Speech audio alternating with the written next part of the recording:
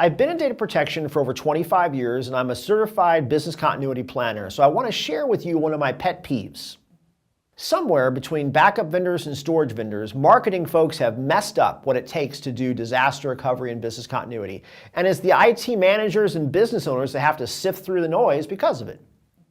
Business continuity is ensuring that your IT and business processes continue, involving availability technologies as well as mitigation and recovery methods. But for some marketing and sales folks, when everyone else started talking about disaster recovery, they wanted to be fresh, so they started talking about business continuity. And disaster recovery? Well, once upon a time, backup and storage vendors created replication technologies that ensure that another copy of your data survived a site-wide outage. And those solutions back then and today help with disaster preparedness. Without your data, you don't have DR, you just have a bunch of people looking for new jobs.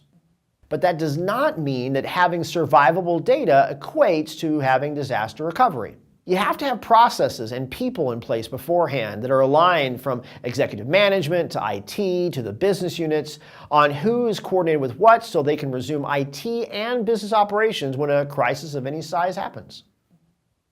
Somewhere along the way, some engineer's replication feature became some product manager's DR enablement scenario, and that became some marketing person's disaster recovery button. There is no button or checkbox or feature that enables a company to be resilient.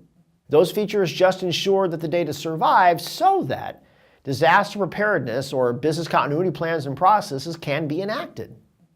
BCDR is a lot more about the people and the process than it is about the data, and it's the expertise in planning combined with IT orchestration and instrumentation and a surviving copy of your data that really makes BCDR happen. There are probably 100 ways to back up or replicate your VMs to another data center or service provider, and about half of those folks will even offer to power them up for you in case something bad happens. But unless they're also going to power up all of them en masse, then they're going to prioritize or randomize which one comes up first, even though they know nothing about your business. And oh, by the way, if you happen to have a complex application that has 3 front-end web servers that depend on a 4th VM for middleware that's back-ended by a pair of database servers, unless those 6 machines come up in the right order, and the networking connects them, and the authentication service is available, and the internet reroutes traffic so the users can reconnect, powering them up doesn't count for disaster recovery. Users are still down. You can't get that in a checkbox feature. The list of folks with the technical expertise to bring up that app, coupled with the business and process experience to understand which ones need to be brought up or not, is a pretty short list.